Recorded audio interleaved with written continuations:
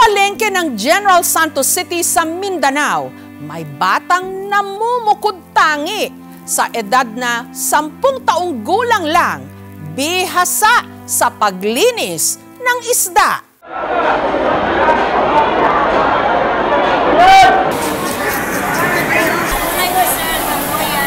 Naglalakihang mga tuna at banye-banyerang seafood ang ibinabagsak araw-araw sa wet market ng General Santos City sa Mindanao. Kaya karamihan sa mga nagbabanat ng buto rito, batak kakatrabaho. Pero sa pwestong ito, may isang bata na nakikipagsabayan sa ingay at gulo ng palengke. Maliliit man ang kanyang mga bisig, minamanilang daw niya ang paglilinis ng mga isda. Mula sa pagtatanggal ng kaliskis, hasang at palikpik, kayang-kaya niya. Siya ang binansagan ngayong prinsesa ng banyera ng General Santos City, ang 10 taong gulang na si Liza. Bilit kami sa kanya kasi bata na siya, marunong na siya. Matalas yung hinahawakan niya na kutsilyo. Hindi mo talaga 100% na hindi siya talaga madisgrasya. Lahat tayo may tinik sa kanya-kanyang buhay. Pero si Liza, hinaharap na niya ito sa mura pa lang niyang edad. Ang binansagang prinsesa, hindi sa palasyo nakatira, kundi sa barong-barong na ito sa Barangay San Isidro kasama ang kanyang pamilya. Walang pasok si Liza sa araw na ito, pero alas 5 pa lang ng umaga, gising na siya. Si Liza kasi sasama ulit sa kanyang nanay Flora sa palengke para magtinda ng isda. Tama naman. Alaysa, ikaw naman, be. Bago umalis ang mag-ina, ang bunso nilang si Alaysa nag-alboroto. Diskus kuya. Diskus kuya. Nagtatampo siya kasi narinig niya nga ayaw sa isama. Yan, nagalit. Hindi na, naisama. Sama ka na. Sama na siya, sabi na siya. Butas. Para magkapagpunta ka ng palengke, hindi ka mababasa.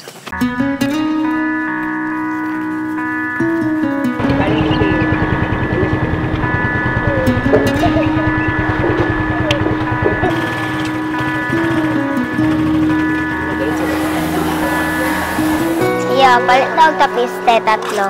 Thank you. Thank you, te. Tapis, para hindi ka mabasa rin. Pag magtitinda ka, pag mapiskan ka ng dumi, hindi ka madudumihan. Si Liza, nagtali muna ng plastic sa kanyang bewang. Pagdating sa kanilang pwesto, wala na siyang sinayang pang oras. Sabak agad sa trabaho. Nagsasizing ng isda, maliliit at malaki. Yan, pili lang yan. 100 pinamano yan. 1 kilo lang daw na yan. Ang nabibiling mga tilapia, si Liza ang naglilinis. Tanggalan ni palikpik. Tanggalit na. O na, kiskis. Pagkatapos, ito palikpik niya. Pagkatapos ito, tinain niya rin. Ang sunod, hasang, yan. Hindi po ako nasusugat. Hindi po ako natatakot sa sundang. Kasi nasanay na po ako sa sundang, maghawak na sundang. Sanay na po ako. Si Liza, eksperto na. 3 taon na raw kasi niya itong ginagawa. Tinitignan ko paano maglinis ng isda. At sinusundan ko paano maglinis si mama. Kailan po sa akin na malansa yung isda. Hindi naman ako maarte.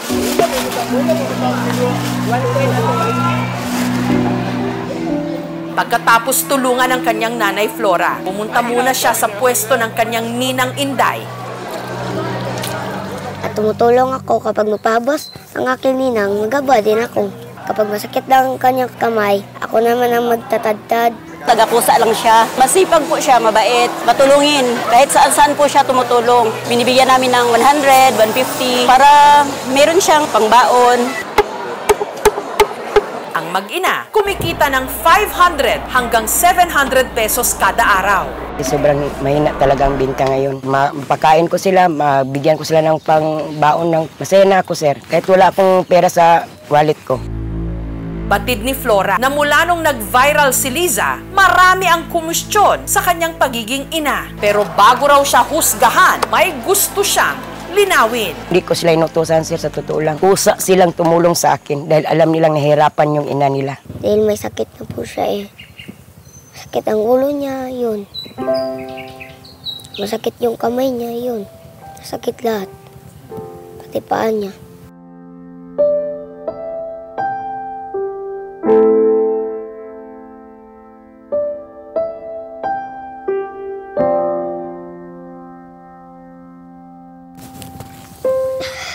Tutulungan po namin siya.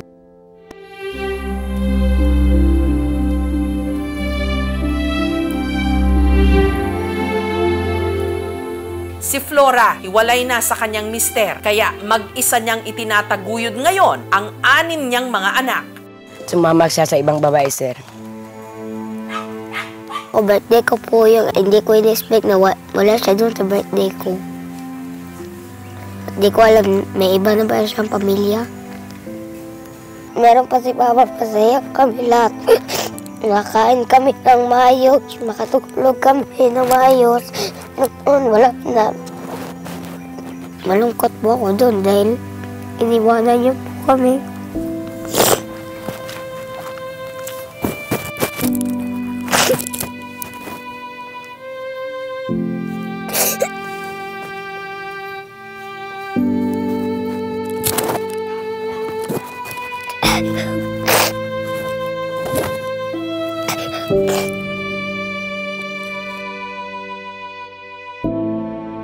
Sobrang hirap, sir, sa single mom, nga dami mong anak binubuhay. Pero hindi ko ipakita sa mga anak ko na hirapan ako, sir, kasi naawa ko sa kanila. Ewan, basta masakit, sir, kaya makita ko yung mga anak ko nga maghingi. Halimbawa, balon. Tapos magtingin ako sa bag ko, kunti lang.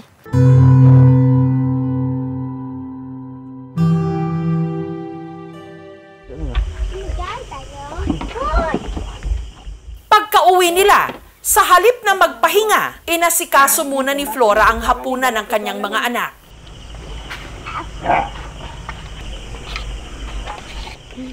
Magti 3 years na po, wala kaming ilaw. Tubig lang. Solar. Kapag umulan, hindi talaga maliwanag yan. Hindi yan iilaw. Yung cellphone na lang, na magpailaw sa amin.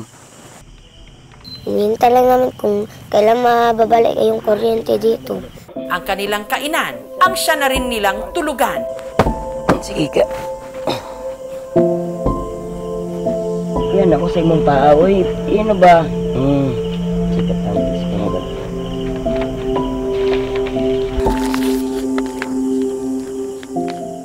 Pag walang ilaw, walang kuryente, okay lang po sa amin. Okay lang yung ganung kahirapan. Sabi ko ng ganun, mayaman lang ako, mabigay ko lahat sa mga anak ko. At hindi kami nakatira dito ng ganito. Sa kabila ng madilim na mundo niya ngayon, hindi raw nawawala ng pag-asa si Liza.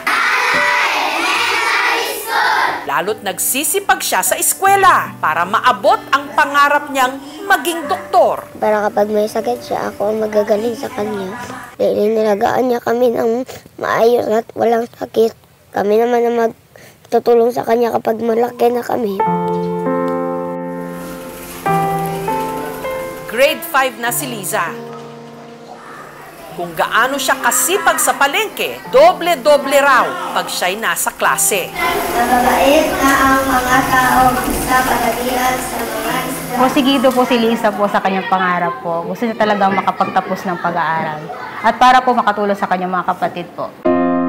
Yung pagtulong ng mga bata sa kanilang mga magulang sa trabaho, tingin ko hindi naman ito masama as long as yung mga bata ay hindi na-i-involve sa mga task na mapanganib. Para sa mga magulang, paalala lamang, kailangan pa rin i-prioritize yung education ng mga bata. At kailangan siguruhin natin na habang sila ay nai-involve or tumutulong sa atin, may enough na time para sila ay makagawa ng kanilang mga assignments, na mag-aral at maglaro. Napaka-importante nun kasi sa development ng isang bata. mamimiss din nila yan because nakatutok sila dun sa kanilang pagtatrabaho na isang sana responsibilidad na later on na lang as an adult. Ang pagsusumikap ni Liza umantig sa puso ng marami. Marami rin ang nagpaabot sa kanila ng tulong.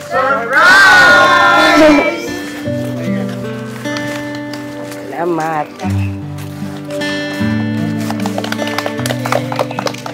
Ang mumunting handog po namin sa inyo yung 2 sakong bigas, mga grocery items po, itong electric fan at saka po yung ating mga school supplies po para sa inyong mga bata. Salamat. Salamat.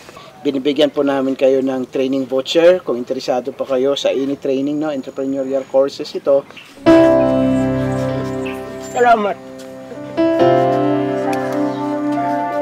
Daghang salamat ninyo tanan.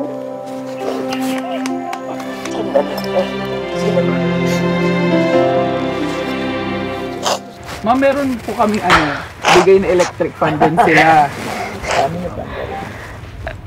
Paano salid? Paano nyo papaanda rin? May hangin naman malakas, ganyan din. Wala kasi kaming kuryente. Sobra lang kasi yung gamit namin. Di, paano naman ito? Hindi namin magamit. Sige ma'am, try na natin pumasok. Ano po? Try nyo pong pumasok. Wala nga.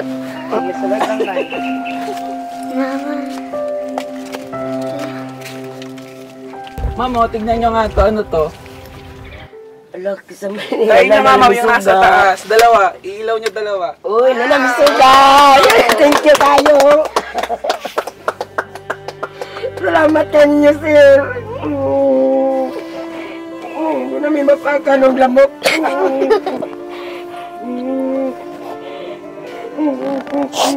Salamat po.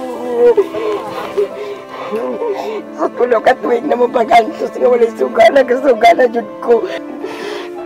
Salamat ka ninyo.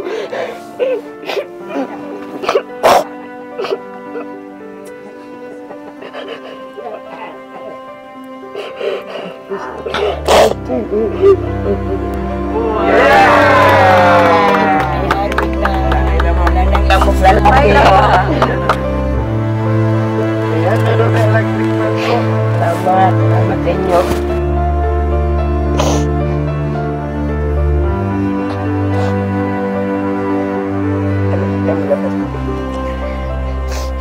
Ang pinakamagandang balita, hindi na rin daw po problemahin ni Liza ang kanyang matrikula dahil nangako ang LGU ng General Santos City na ipapasok siya sa kanilang scholarship program. Thank you po. Thank you po. Para din sa inyo yan. Kayong magkakapatid. Salamat kayo. Kahit mag-isa ko, maghirap ako. Basta makatapos kayo, yun lang ang mabigay ko sa inyo. Paglaki ko, ayoko na po sana magkaliskis sa isda dahil nahihirapan na po ako.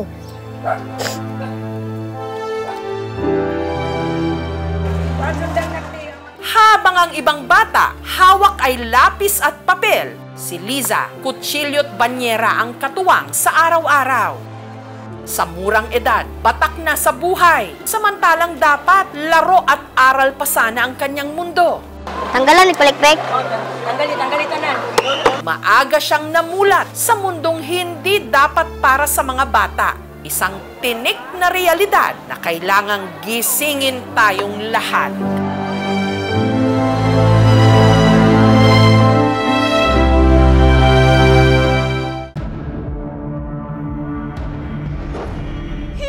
Sukat akalain ng mangingisdang sina Randy at Fernando na kahigante ang kanilang malalambat. Nung pumalaot sila nitong June 16 sa Calaguas Island, Camarines Norte. Naghulog pa ako na ng kawil. Naramdaman ko na lang po na may naghila dun sa kawil. Parang matigas hilahin, kadagang krusado. Ang laki! Ang isda kasing kumagat sa kanilang pain, sing laki raw ng tao. Isang giant grouper o lapu-lapu. First time, kakita kami ngayong kalaking isda. Angat na, dali! Angat, ang laki! Kaya nga po namin, kakayanin po namin, hindi po talaga kaya po. Hindi nga kaya, oh! Oh, ang laki! Kumain na ng tao yun, laki-laki. Kakatakot. Isda na kasya ang tao? Bukayin mo yan, kahit ulo mo kasi dyan. Talaga pong ramdam po yung bigat po ng isda. Parang swerte namin siyempre. Angat! Angat na! Dali! Angat! Ang laki! Madalas, kasya na sa malaking plato o bandihado ang mga nabibili nating lapu-lapu. Pero ang lapu-lapong nahuli kamakailan sa Camarines Norte, aba, mas malaki pa sa tao. Sa bigat ng giant lapu-lapu. Hindi ma'am namin kayang isampat. Tinali mo naman sa paltik. Pagdating sa Pampang, nanlaki ang mga mata ng kanilang mga kabarangay. Ay, malaki pa sa iyo, ah. Wow!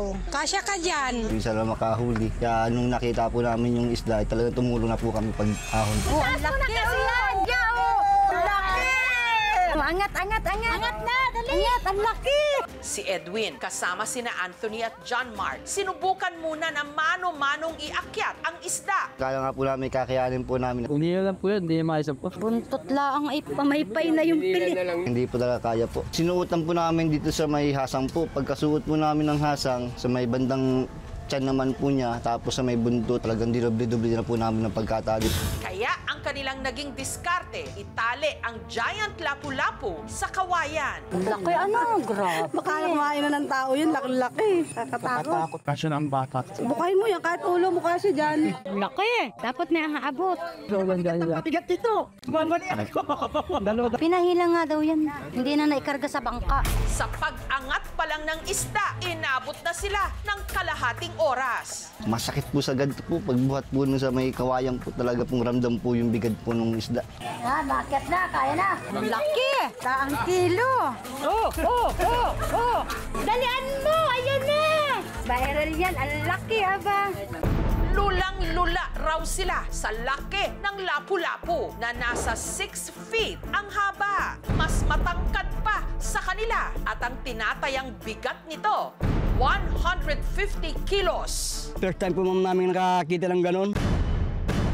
Naisipan ko pong mailagay yung ulo ko doon sa bunganga ng isda. Ko lang malaman kung gaano kalaki yung ulo ng isda. Estimate ko mga 3 kasya ang ulo ay. Natuwa po kami, siyempre, at maibinta namin yung isda. Ang giant lapu-lapu, kinaliskisan agad ng anak ni Randy na si Jeremy. Kinakatay na. Wala ko dyan 5 kilo. Parang mas madali pang magkatay ng baboy, ah. Matalas po yung kaliskis niya. Ito po yung sugat na natamo ko dun sa pagkaliskis po ng isda. Medyo masakit pa po na mamagana. 3 tao naman ang nagtulong-tulong para ito'y tadtarin. Kakaputol-putol pa nga po yung pamalo kasi sobrang tigas ng tinik. Sinimulan namin linisin yun ay alas 4 ng hapon. Natapos po kami mag-aalas 7 ng gabi. Kapit na ikang palang dalawa na.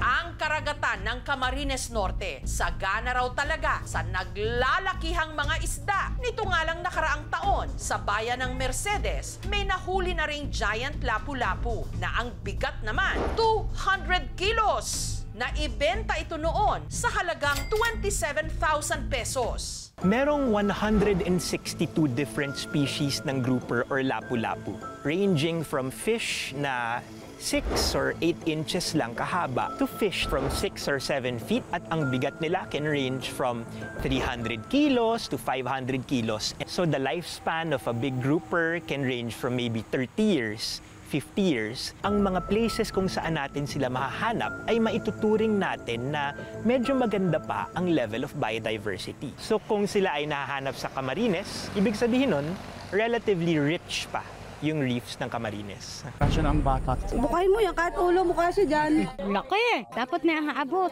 Ang kabarangay ni na Randy at Fernando na si Monica, naniniwalang ang nahuling higanting isda may dalang swerte. Maliban kasi sa birthday ng asawa ni Randy, nung nahuli ang isda, ligtas daw niyang iniluwal ang sanggol sa kanyang sinapupunan matapos niyang makita ang giant lapu-lapu. Lumabas po ako dito, tapos tinignan ko. Kinahapunan, doon na nagparasasakit yung tiyan ko. Hanggang sa mga anak na po ako na sinugod na ako sa center. Dahil dito, ang palayaw ng kanyang anak isinunod ni Monica sa pangalan ng giant isda. Totoong pangalan po ng anak ko ay Yasi Labine. Tapos yung ginawa pong nickname, Olap na po dahil dun sa nahuling malaking isda na lapu-lapu. Tingin namin, swerte yung araw na yun.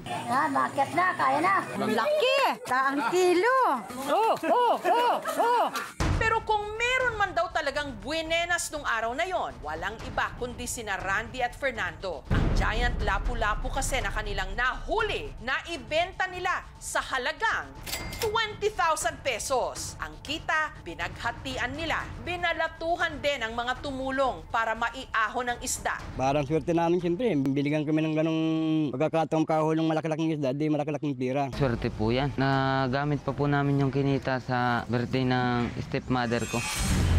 Angat! Angat na! Dali! Angat! Ang laki! Kung ang 1 plus 1, Magellan, para sa mga mangingisda ng Camarines Norte, ang 2 plus 2 is equal to giant lapu-lapu. Laki! Taang kilo!